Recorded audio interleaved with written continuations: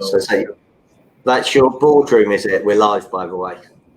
It's not the boardroom, it's an adjacent meeting room. So we've got you in the boardroom, the training sessions that we've got you booked for, which will be great. But this is a very quiet room that hopefully will mean the quality of broadcast will be good. Good. Okay. We've got one person watching so far. So if you're watching, say hello so we can give you a name check and see who you are. It's up to 4 now. It's either probably my mum or my wife. Who's your money on? Well, Mrs. Collins, welcome. Yes, hello, Mum. And Mum as well. Welcome as well. It's nice to have you on. Hi, Chris. Thanks very much for joining us. How are you on the South Coast? Is it sunny there as well? So let's welcome you. Let's get going. So Donald, thanks very much for your time today. Really grateful. Hi, Shell. Thanks very much for joining as well. Very grateful. So tag some friends in as well. Any estate agents that you know. Give Donald some love, hearts, kisses, because he's going to need it after spending a few minutes with me. Hi, Jeremy. Sunny in Colchester. I love the way you've gone from Billericay to Colchester on your holiday, so enjoy. Andrea, welcome from sunny Fife. Hack, welcome from Sheffield. Appreciate it. So for joining us. There you go. You're really popular. Blimey. It's good to see. I hope it's worth watching for everyone. But, your reputation precedes you. So thanks very much for joining. Really grateful of your time. No, you have celebrated recently your 10th year anniversary. You've got a couple of offices in Acton and Ealing. Yes. Welcome to Lunchtime Learnings, Donald Collins. So thank you. So just share with the audience a little bit about you. Before I do that, I've got to say hello to Andy Overman. And a big shout out to Assad for your kindness and generosity that you showed Andy yesterday. It says a lot about your business. So well done to you. Abigail, thank you for joining as well. Nice to see you. So let's get these likes and shares and tag all your estate agency friends in. No. So Donald, thanks very much. So tell us a little bit about yourself, please. No, sure thing. And look, first of all, thanks very much for having myself on. I see that you shouted out there to Andy Overman, and I feel that I haven't met Andy, but I've listened to your podcast with Andy, and there's some really good information for myself there as an agent and other agents across the UK. These lunchtime learnings are great. Normally, I'm not part of the live audience, but I do follow up on YouTube later on with them. So it's really good to sort of be part of it, and thanks for asking me on. My pleasure. So tell us a little bit about yourself. How did you manage to get into agency in the first place? Yeah, good question. Have to go a long way back in the memory bank now, and it was probably during university and also actually through high school. I worked in retail. So selling was sort of second nature to me. I had first job at the sort of age of 16, enjoyed the process, bizarrely used to like looking at the property pages of the newspapers when I was sort of younger as well. So always had a bit of a fascination with property and wanted to get involved. Fast forward, moved to London after university, worked for a couple of corporate estate agents who were sort of recruiting heavily at the time. You're going back here. I moved to London sort of 15 years ago now. So, you're sort of going back to sort of 2004, 2005 time. Very different market, obviously leading up to the credit crunch of sort of 2008. But with that sort of background, worked in the industry and decided 10 years ago to open up my own estate agency with business partner Brian Light, and that's where we've been since. We've grown the business Goview London now to 2 offices, 20 employees, and we're seen as quite a successful independent estate agent in West London. That's fantastic. So did you work for agents in Scotland? No. I worked it just throughout university. As you do, you have various jobs. Retail seemed to be my sort of mainstay job. I worked in Burton Menswear, which I don't think as a brand is around anymore. It's part of the Arcadia Group. Yeah, Topshop. Yeah, Topshop. I worked in Topshop actually as well, I should say, and Dorothy Perkins. So I've done my retail time because they tend to move you around the offices. And then I worked at Slater Menswear in Edinburgh, and that was a terrific retail experience, and really enjoyed my time there. And there, just sort of been interacting with people, working with people, enjoying it. I've always enjoyed selling. If I go back as well, I edited the student newspaper at university, so I was selling all the advertising for that. We started a magazine at university. I sold the advertising for that, albeit not very successfully. But it was part of the process. So just having these types of jobs and being on the front line selling, property is a natural extension of that, and it's a natural extension to almost sort of, selling, the most sort of biggest asset in everyone's life, and people putting the trust in you to do it and to do it well. So I thought, what an exceptional career to go into. And what made you decide to actually go into partnership and open up your own agency? It was, for me, it was about creating a business that would amplify earnings and amplify your sort of real sort of sense of, feeling that you've achieved and you've accomplished.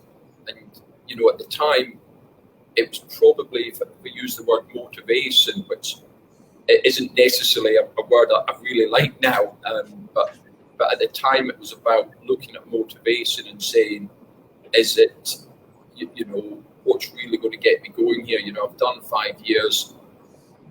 There was a bit of a nervousness with me as well, maybe at the time, thinking we're not doing it as well as other people. What can we learn from other people? And going back 10 years, I was 28 at the time. So you're almost in a situation whereby you've got that strength in numbers to take it forward. And, we work extremely well together. Myself and Brian, he's a fantastic business partner. So I think it's really served us well. Fantastic, thank you. So Andy says, thank you, Donald. That's very kind of you. I'm very grateful and humbled. Looking forward to hearing your journey. Andrea, nice to hear a fellow Scot talking, especially for you today, Andrea. Yeah, sure. And Andy Overman, swear by Slaters for their attention to detail on the customer. Great grounding. I still recommend the same tailor from 7 years ago in Norwich. So on that point, what did you learn on the retail side? Because I think retail is a great place, because you're interacting with people all the time. You're building that rapport. What did you learn from that and bring into agency? Yeah, sure thing. And you know what? Completely agree with you. I think it's one of the sort of consequences, unfortunately, of COVID and where we are as an economy now is that it's going to become a lot harder for young people to get a job in retail, almost in the sort of same journey that I did on a sort of part-time basis, and that's a massive shame, because certainly when you're in the retail flow and you're meeting a lot of different people who are coming in, it's a great learning environment, and you're moving people from A to B, which ultimately we're doing in the property industry. You're meeting someone, you're finding out the backstory, you're finding out where they want to get to, and you're trying to accomplish that. I put my hands, I was cleaning the loft bedroom the other day, and I put my hands on a letter actually that I kept for years, and it was written to Slaters, and it was saying about how this particular customer was completely wowed by the service they had received. And the reason I got the letter, I was the initial sort of meter and greeter, and the customer was really chuffed how I just repeated sort of verbatim what they were looking for. They were looking for a particular lightweight jacket. I repeated it to the chap up the stairs, and he thought that was great service. But then he went on with about 7 or 8 points in the letter about consistency of service, and that just resonated a bit with me as well, because it's all very well for one chap in your organisation to give amazing service, but is the client then receiving that 7 or 8 times across the board at each interaction with the organisation? And that was evident from that letter that he had, he had felt that and more. So he was really impressed. Well, I think you just summed up 2 great skills estate agents need to have. One, listening. Oh, yes. And secondly, the consistency of the service. Yes. Not just whether it's the person who picks up the phone first of all, to the person that then goes to list the property, to the person that then may let, whatever it is. So, absolutely. They also need to turn off the phone. Sorry. So whilst you're doing that, let's welcome Paul Johnson. So thanks very much for joining us. Joseph Norman, thanks very much for joining us. Please, keep on giving Donald some likes. Thank you, Shell, for tagging in some people. If there's some other people that you can tag in, absolutely fantastic, so they can get the benefit of Donald's wisdom, insights, and knowledge. Andy says Elliot Gibbs in Norwich was phenomenal. I tried to persuade him into agency, still am. Love this attention to detail. So let's come back to GoView. So you've gone from 1 to 20 staff, colleagues, fantastic. Yeah. So how's that growth taken place? And how have you gone out and recruited the people? Because my understanding is that actually you've got pretty much the same team. So, your culture obviously is pretty strong. They all love working for you. What's the secret of your success there? Yeah, no, sure thing. And it's grown organically as a business. We've not had any outside funding. And, I think in terms of the colleagues that we have in the offices, just great people. And they've appreciated as well, I think, the framework that they've had. We want people to really make decisions on the ground. We want them to sort of lead their teams within the business as well. And we'll give them that delegated responsibility. Underpinning that, up until recently, we were doing weekly training sessions. We've now enhanced that because we do training every day at 20 to 9. So I think when colleagues come into the business, and I'm speaking here more now of the newer starters in the business who have been maybe in the business a year to 18 months, what they say that really marks ourselves out compared to maybe other experiences in the industry is that we do continuous training and development. So we'll actively look to improve them, we'll actively look to enhance their negotiation skills, and by giving that sort of framework underpinning by, everyone says that they've got the best sort of pay and package, in the industry, but from my understanding, we've got a really strong, remuneration program as well. So I think that combination between the remuneration and the training and development means that we grow a team, and ultimately that team then makes our company stronger, because we're not trying to firefight, we're not trying to replace people. We've got a really good understanding about how the team operates. Okay, well, I'm a massive fan of training, so I love the fact that you've gone from weekly to daily. So what sort of things are you helping your colleagues be better at, training-wise? I think you can break it down. You can, with the training, it's, some agencies, I think, will sort of work from a really rigid viewpoint, and it's not always sort of relevant to the day-to-day estate agency. So I think when you look at the journey that your client's on, who you're working with, if you break that down right from the beginning, but why is that client calling you for evaluation? Or how are you ensuring that you're going round to value that client's property. So if you think about that for a moment, there's just on a marketing level, there's plenty of training needed there. And anything that you're doing on that level, there's plenty to try and enhance it and to develop it. And that's just even before you're through the front door. So if you then think about the actual valuation appointment itself, and if you've got someone who's been working with you for 18 months, a couple of years, that person should be ready to go and do a valuation. But how are you actually constructing that valuation? You know, what's the first 5 minutes like of turning up on that person's property? How are they presenting? How are they doing the walkthrough? What are they discussing? Are they going through the marketing journey? How are they getting to the valuation price point with the client? What's the client needing in terms of an onward service? You know, before you know it, you know, just on these two simple points between getting to the front door and being on the valuation appointment itself, you've got about 25 training materials there.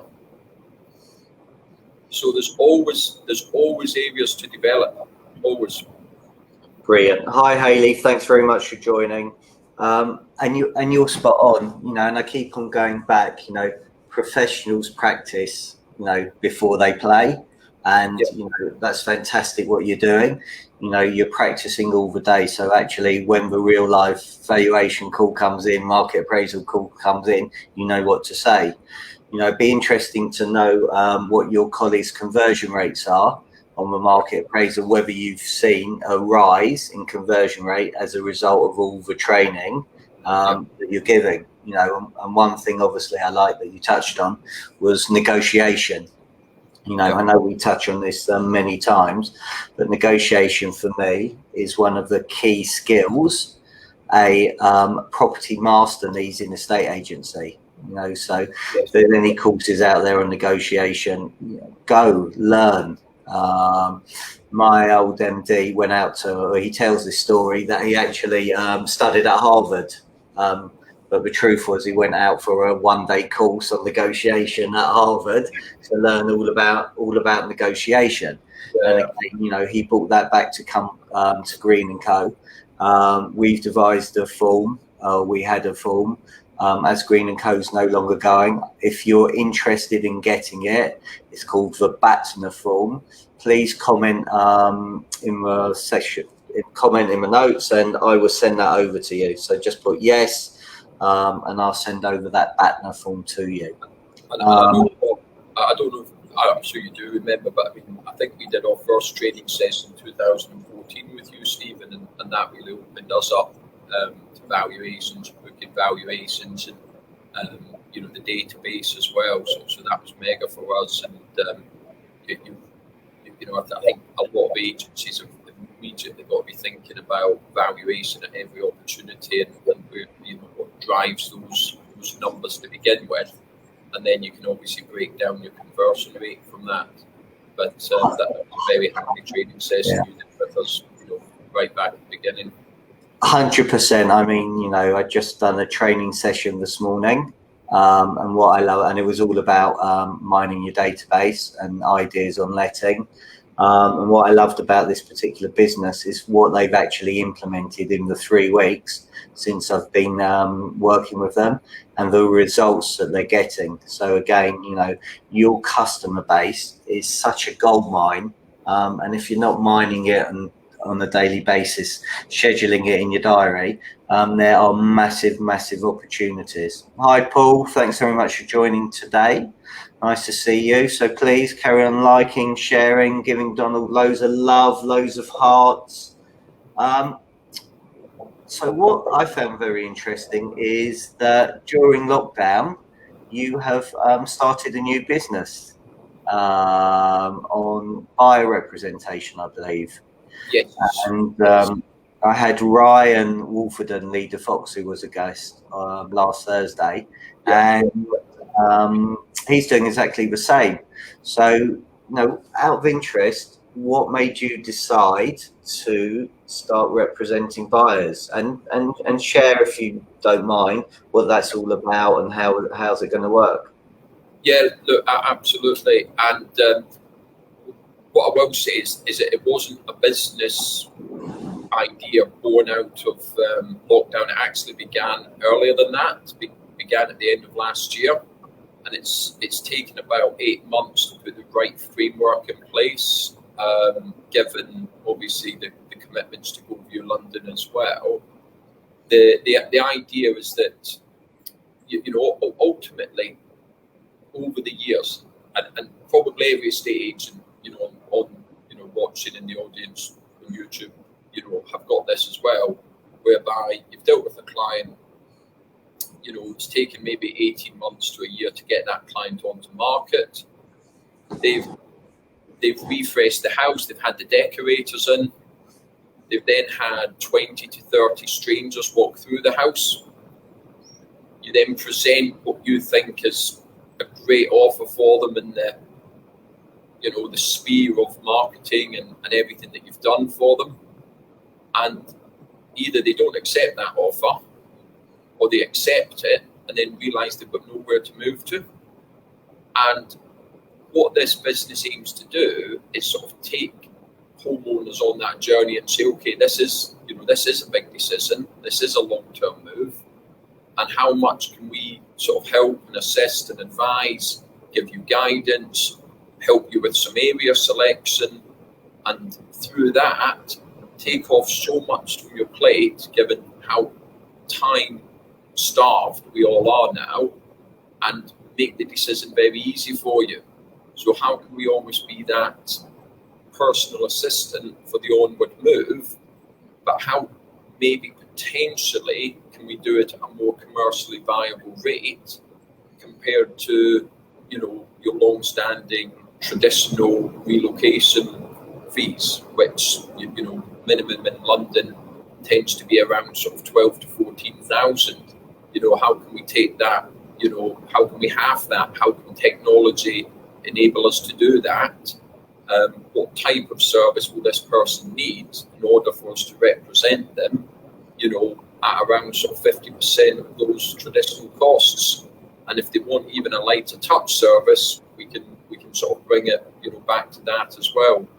So it's been in the planning, as I say, for 8 months. It does take a while to get your necessary regulations as well, and obviously, you know, your professional indemnity insurance, your registration with HMRC for the money laundering, and you know, property ombudsman, etc. as well. So it has taken 8 months to get to a point, but we're ready to go live with it, and we've enjoyed a good start. Fantastic. Well, I wish you massive success with that. So I also know you're a massive fan of the best estate agent in the world, John McGrath. Where did this man crush come from? Yeah, I think from it was probably I don't, you know, it's interesting because I think it no doubt came from yourself, but okay, you know, it's not just sorry. It's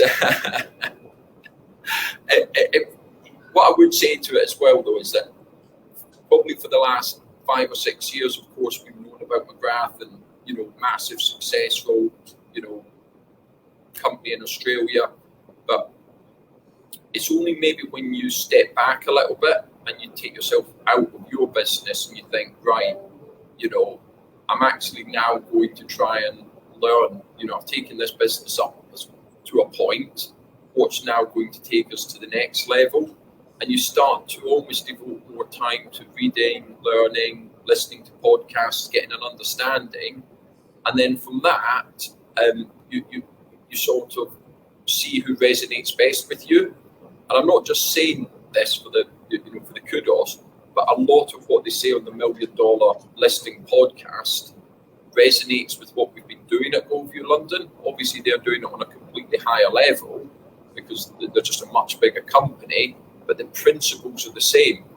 And when they talk about no commission breath, about presenting to the client, about giving the client the different options, but with your take on those options.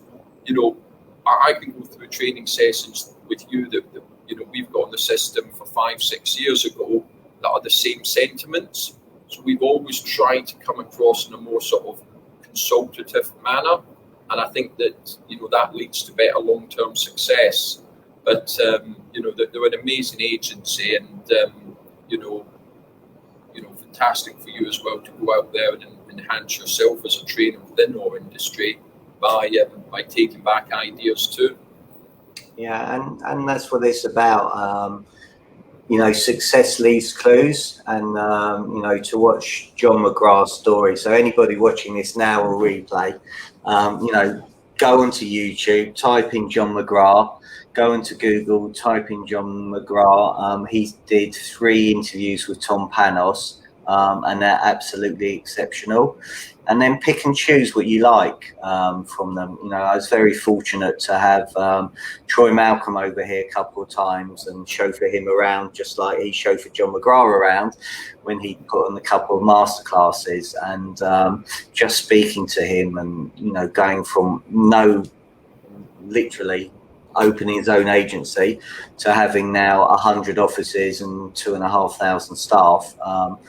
And he just talks about making agency so simple, and just listening to him. And, you know, again, he was on one of the lunchtime learnings, and he makes everything look so simple. So again, you know, if you're watching this, go and Google him, because there is so much you can learn from the guy. Absolutely fantastic. So you touched on your learnings there. So who else inspires you? What are you reading at the moment? What do you like? And how do you self-improve and get better? Yeah, okay. I think in terms of readings, I think you can draw inspiration from, you know, a variety of sources, not just estate agency. So, you know, if you're reading sort of business autobiographies generally, and you normally can take, you know, a few aspects from each of them and transfer those skills. Obviously, you know, Stephen, I'm, you know, a big football fan. I'm not a Manchester United fan, but you can't have anything but complete admiration for Sir Alex Ferguson and what he did with Manchester United, because he effectively created sort of 4 teams through his era there. He never stood still, and it was always very much the mantra of what's got us here, is it going to get us to the next stage? So just by sort of picking up, you know, ideas from there, you're able to look at that and say, well, how do we keep improving? What is the mentality? Are we an attack mentality? You know, how are we going to win this week? How are we going to win this month? And you know, there's certainly a lot of transferable knowledge that you can bring into a estate agency to business. In terms of specific books, I'm reading Deep Work at the moment by Cal Newport. It's very good.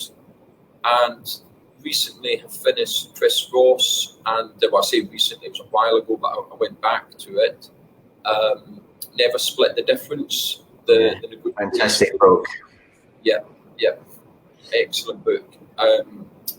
Also, and you know, I've put this sort of on LinkedIn before, but Shoe Dog by Phil Knight, founder of Nike. I think there's a really good story in there as well, where, you know, he's turned up at our trade show, and it was one of his early samples of trainer, and the product was defective. It was no good, you know. But because he had such a good reputation within the industry, the buyers placed the orders with them anyway, because they said, you know, look, you know, if you say it's going to get amended, if you say it's going to, you know, be right, then it's going to be right. And you know, that level of trust, you know, I think that stood out to me as well in terms of how can we bring that back and get more trust in our agency? How can we get clients to put their faith in us more? And you start to pick up points from that, how you can improve. Yeah, that's an exceptional book, Shoe Dog. Really good. And I don't know if you've ever come across the guy at Disney. I can't remember his name off the top of my head, so I'm going to have to Google it in a bit. The CEO, I think Rob Iger from maybe. Yeah. And that was a great story as well, how he became CEO of Disney. So great book, and you're right, loads of lessons that you can learn, and keeps on coming back. Damien Hughes, who was on here last week, and again on this high performance podcast, success leaves clues. So there are so many people that are out there that are successful. Go and speak to them, have conversations. You'll be surprised at how helpful they are, and they do want to make a difference with you. Okay, so what about your non-negotiables? What are they, Donald? Yeah, okay, so I think with non-negotiables, I think you've got to keep it to the framework, and that can extend to any part of your business as such. We've got time management structure in the business, so that's sticking to the framework. We've got the 8:40 training in the morning, that's sticking to the framework. When we put an offer together and we get that deal tied up, initially, there's a framework that we stick to give that deal the best chance to reach exchange and completion. So we can always revert to a framework. So if I get asked a question or someone's not sure about something within the agency, we can just revert to the framework together and say, well, have we done these steps? And more often than not, the answer's in those steps. So non-negotiable one would be stick to the framework, because that's what's, the mechanism of how we work and how we're successful. Non-negotiable within the company as well is that we present, we don't dictate. So when you're on a valuation appointment, you're looking at where that client's going on that journey, and you're getting the best valuation figure and the best marketing package for them. So every time that we're speaking to that client through the journey, we're presenting what the facts are, we're presenting how many eyeballs have gone on the property, how's that translated to physical viewings on the property, what feedback there has been for your property, how it's comparing to other properties in the marketplace. So we use that in terms of we present this to the client, a bit like we were saying with the John McGrath, sort of discussion earlier. We present, we don't dictate to the client. So that would be my number 2. And number 3, I would say to you, commitment, not motivation.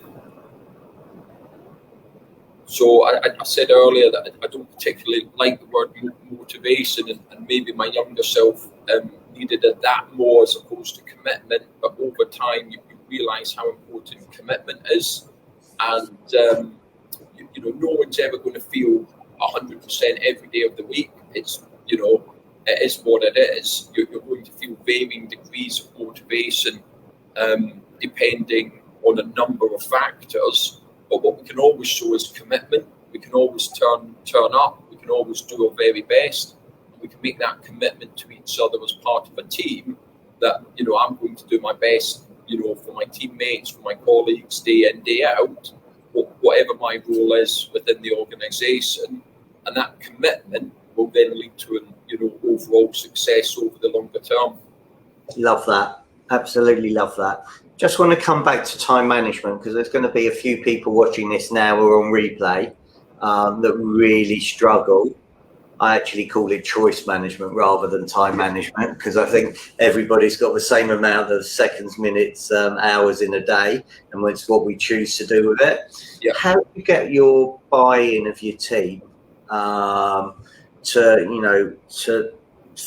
those choices? Because there'll be some people watching that really struggle. So how have you managed to create that culture that everybody understands that there's got to be commitment to these different, sticking to their frameworks with all the time? So I love the fact that you're doing training every day.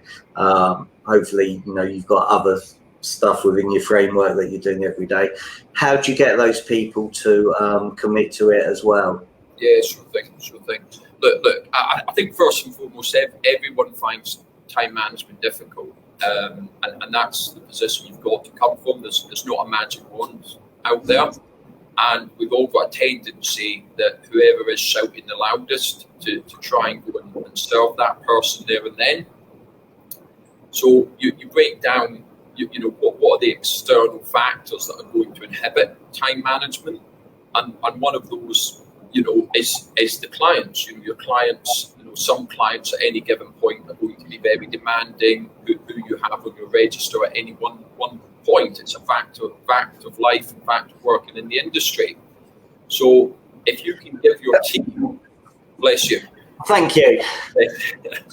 If you can give your team that first sort of 30 minutes of the day to just clear the decks, make sure that anything urgent is dealt with there and then, what we look to do is to say, look, as soon as 10 a.m. comes, we are on the phone and we're proactive for a couple of hours booking appointments.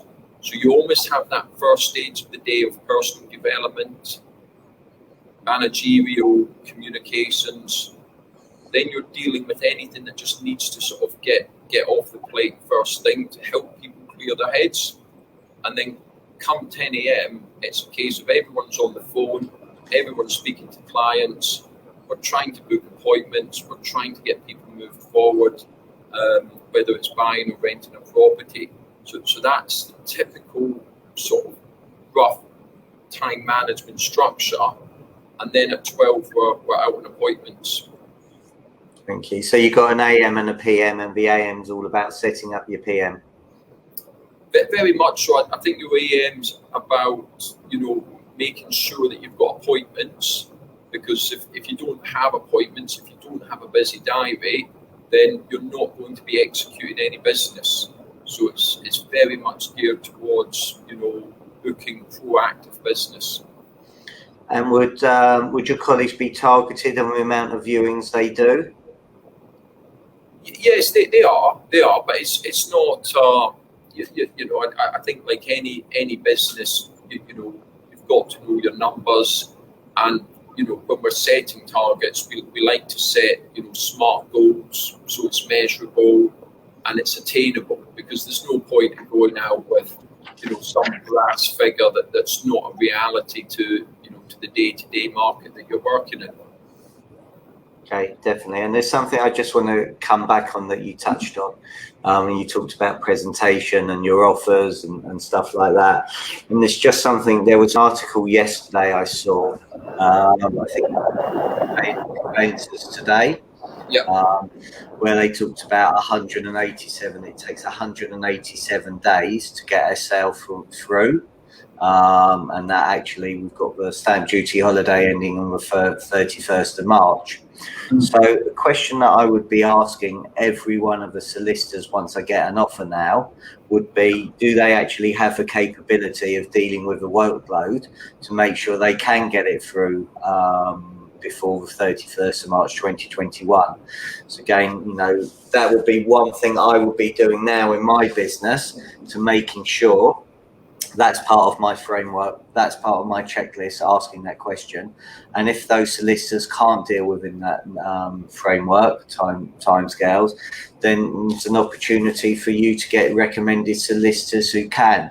So I'll be asking those questions to solicitors to make sure they can do it. I think that's massive at the moment. No, I think it's a really, really good point. I mean, we're very fortunate. We've got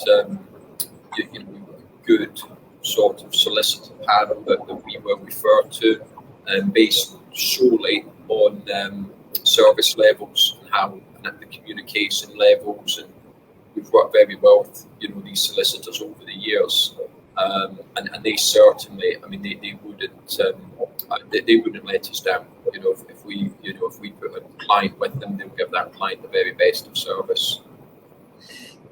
Okay, and what have you learned from COVID? Have you made changes to the business? Has it brought through I appreciate buyer representation was on the horizon.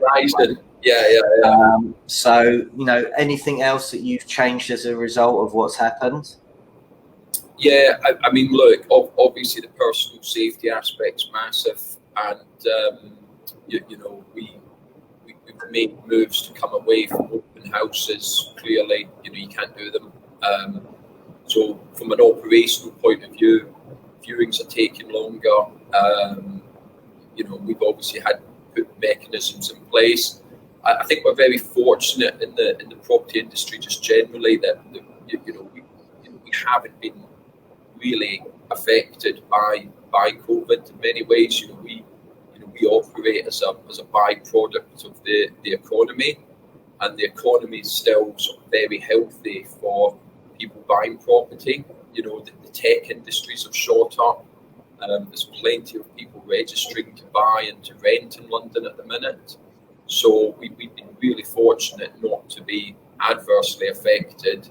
And you know, from an economic point of view, we've just got to just do our best to service the people who are moving and sort of who are looking to sort of buy, to rent, and to get moved. Okay, lovely. So I'm very conscious of time, so thank you once again.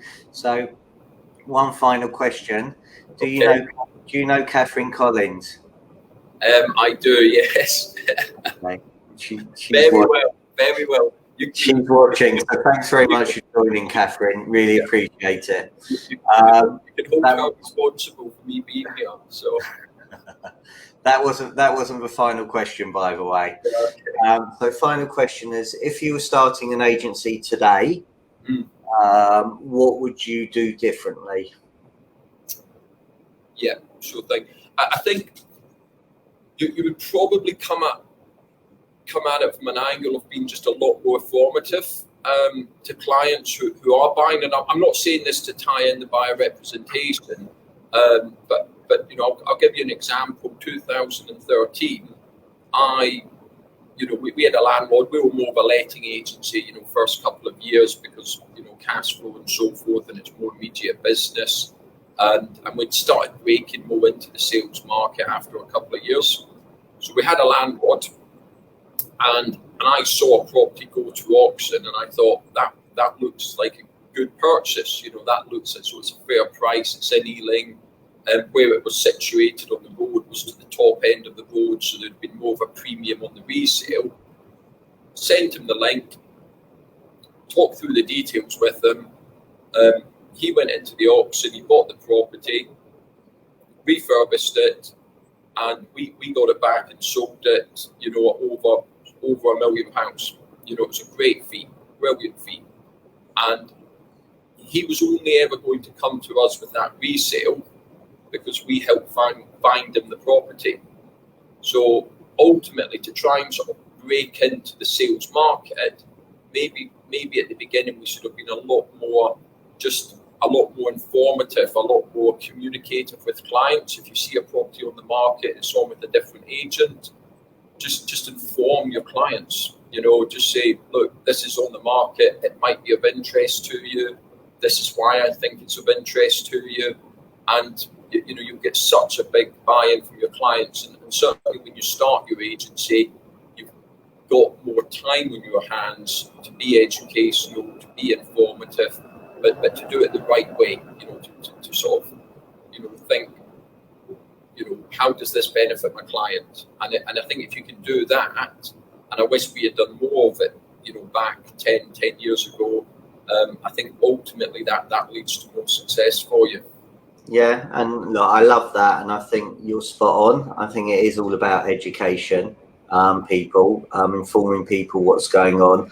I love the fact that you're talking about offering other agents buy-to-lets, because ultimately if that landlord ends up buying through you or buying through them, they're going to give it back to you because you've helped them.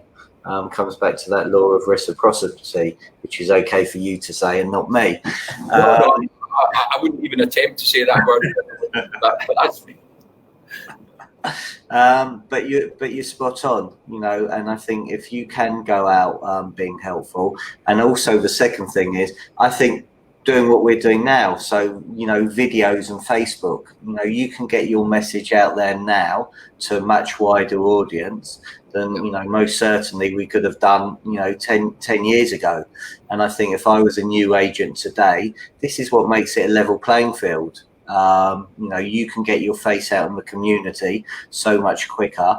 And if you're giving great content, educating people, also being informative and helping people, it's going to make a massive difference. So spot on. So I can't believe we've been talking for 45 minutes. It seems absolutely brilliant. So Donald, thank you very much for your time. Thanks for being a fantastic guest. Really grateful. On Thursday, I got James DePavey of James DePavey Estate Agents coming on. So please join us at 12:30 for that. Once again, Donald, thank you so much. Really grateful for your time. If people want to find you or connect with you, what's the best way, please? Yeah, on mobile numbers 07980 836 858. Email is dcollins@goviewlondon.co.uk. But if you go on the Go View London website, you'll see the contact us button sort of top right, and you know, all the team members are listed there, and phone number and so forth, and email, and of course LinkedIn. You know, so you know, finding me is not difficult. So it's you know, there's plenty of means. And Stephen, you know, thanks so much for today. And I know you're surprised it's taken 45 minutes, but you know, every time you call, you're very generous with your time, and we talk about the industry and training. So I'm really not surprised that we've been chatting for 45 minutes, because you know, it's testament to yourself for doing this, and all the other times you've helped us. So thanks very much. You can come again after saying words like that. So thanks very much. So thank you all for watching today. Really grateful for your time, whether you're watching now or whether you're on replay. Thank you. Have a really good Tuesday afternoon, Wednesday, Thursday, Friday, Saturday week, whenever you come to watch it. Thanks very much. Donald, you've been an amazing guest. Thank you. Have a great afternoon, everybody. Thank you. Cheers.